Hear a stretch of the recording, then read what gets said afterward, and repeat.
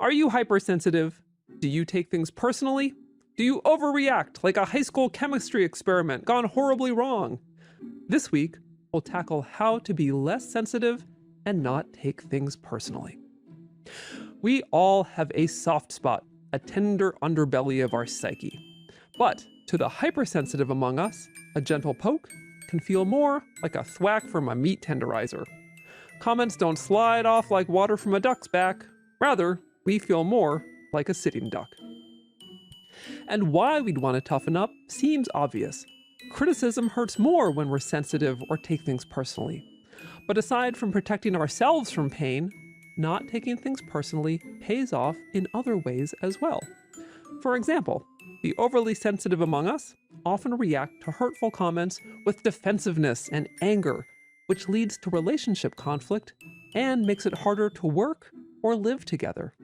Plus, if you're in charge, being hypersensitive can lead to an autocratic, over-controlling leadership style, which stymies your team's morale and, eventually, their performance.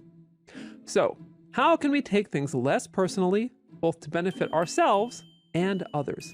How can we toughen up without becoming hard-hearted?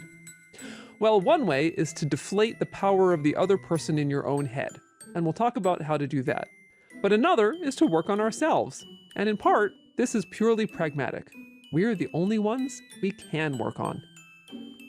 But let's start with how to challenge the critic, whether it's your boss, your mother-in-law, your nosy neighbor, or someone you love and trust. And in fact, that's the crux of the matter, and starts us with tip number 1, which is consider the source. Would you be as likely to drink water from a mountain spring as from a puddle under a dumpster? Of course not. But why? Aside from the fact that you are smart, it's because the source matters. And the same thing goes for criticism. Does the critique in question come from someone you like and respect? Does this person know you well? Or is this someone who is known to shoot their mouth off, has all the subtlety of a brick, and has never had a real conversation with you? In short, consider the source, which will help you decide whether to take their feedback to heart or with a grain of salt. Tip number 2 is give critics another chance, but not unlimited chances. So people say dumb things. People are awkward. Some people have no filter. It's only human to make a mistake and say something critical or insulting. But if it happens again and again, it's not a mistake anymore. It's a pattern. So to paraphrase the common quote, critique me once, that's on you. Critique me twice, that's on me. But if you're repeatedly insulted without apology or acknowledgement, it's time to speak up and/or limit contact. 3 strikes and you're not necessarily out, especially if you still have to work with or be related to them, but it's definitely time to draw some boundaries. Okay, so next, let's work on you and why you may take things personally.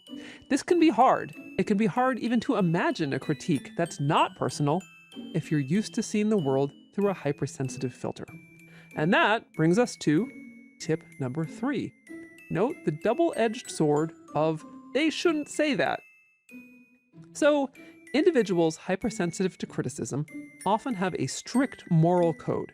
Their values run deep, and that's a good thing. But this is one of the few places where strong values can have a downside. How dare they say that? That's wrong. She can't say that. That's not how things should be. All these statements may be true, but whatever hurt you, it was said. And the fact that the critic shouldn't or can't is moot. It's as if a dog just deposited a steaming bundle right next to your "Please curb your dog" sign. It shouldn't have happened, but you have to deal with it nonetheless. And getting unfair or unwarranted criticism is similar. Even if it shouldn't be there, you still have to deal with it. So feeling indignant and offended may be warranted, but it's not helpful. So remember that even if you walk the line and follow the rules, you can't control whether others break them. So rage against the unfairness of it all, but then, crucially, move on to the next thing. Which may be Tip number 4, challenge your perfectionism. There is a straight line between hypersensitivity and perfectionism. And many of us who take things personally also work really hard to be blameless, flawless, or good enough precisely so no one will criticize us. When we get negative feedback, it blows away all we've worked so hard for. So we can reframe this in a few ways. One is to fold it into our perfectionism. Get better at receiving criticism. Aim higher when it comes to dealing with feedback. Be a high achiever at facing the haters. Now, another, more challenging way is to accept the cracks and the warts. It's really hard for perfectionists to loosen their grip. It feels dangerous, as if we're at risk of falling into a deep, dark well of failure. And slowly realizing that you are enough just as you are takes time and work, but simply acknowledging the buttons can be a powerful first step. If you were bullied in the past, you may be hypersensitive to comments that remind you of being thrown against your middle school locker. If you were pigeonholed by your parents as being the dumb one, the crazy one, or the problem child, you may have worked your butt off to prove that you're anything but. Any critique that brings forth old hurts cuts extra deep. But just being aware that something is a hot button issue for you is the first step to owning it and eventually healing it. Tip number 5 is be honest with yourself when playing out scenes in your head. Now, we've all experienced getting bullied or criticized and then coming up with a good zinger in our heads hours later. We replay the scene, spinning out what we wish had happened instead of what actually went down. Now, replaying scenes in your head is a two-sided coin. In some cases, it can be extremely helpful. If you replay the scene and imagine getting what you needed in the moment, feeling empowered, soothed, or safe, it can be a really helpful tool. In fact, when done with a qualified therapist, this is called imagery rescripting, and it's a cutting-edge tool in treating trauma survivors. But if you just play the lowlights and wallow in the hurt again and again, you're not doing yourself any favors. And the worst is playing out ruminative revenge fantasies. At that point, reimagining crosses the line from empowering to egotistical. In fact, a study out of Louisiana State University found a link between how frequently people reimagined interactions and covert narcissism, the version of narcissism associated with low self-esteem rather than the I am the greatest grandiosity. Covert narcissism is the unenviable mix of being vulnerable and self-absorbed at the same time. And the researchers found that frequently imagining scenes that were discrepant with reality, fantasizing about humiliating the ex you never see anymore, or imagining dressing down your boss and staging a power grab, was tied to covert narcissism.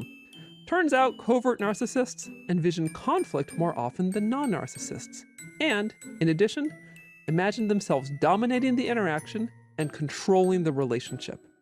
So, be aware when you replay those scenes in your head. If you're doing it to soothe and empower yourself, carry on.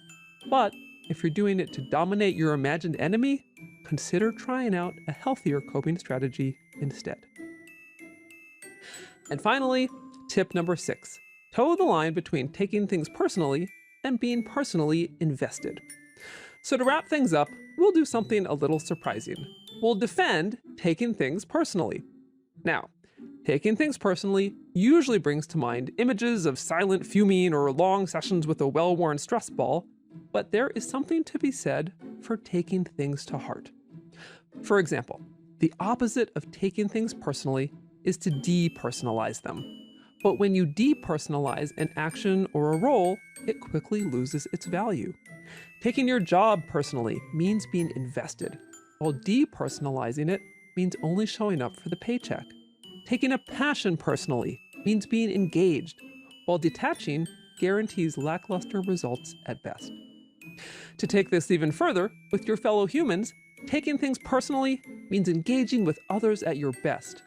Not taking things personally, at worst, leads to dehumanization and moral disengagement, convincing yourself that ethical standards and other people don't matter. So in the very best sense, take things personally. Find the difference between being hypersensitive versus caring deeply. All in all, take your work and your relationships extremely personally.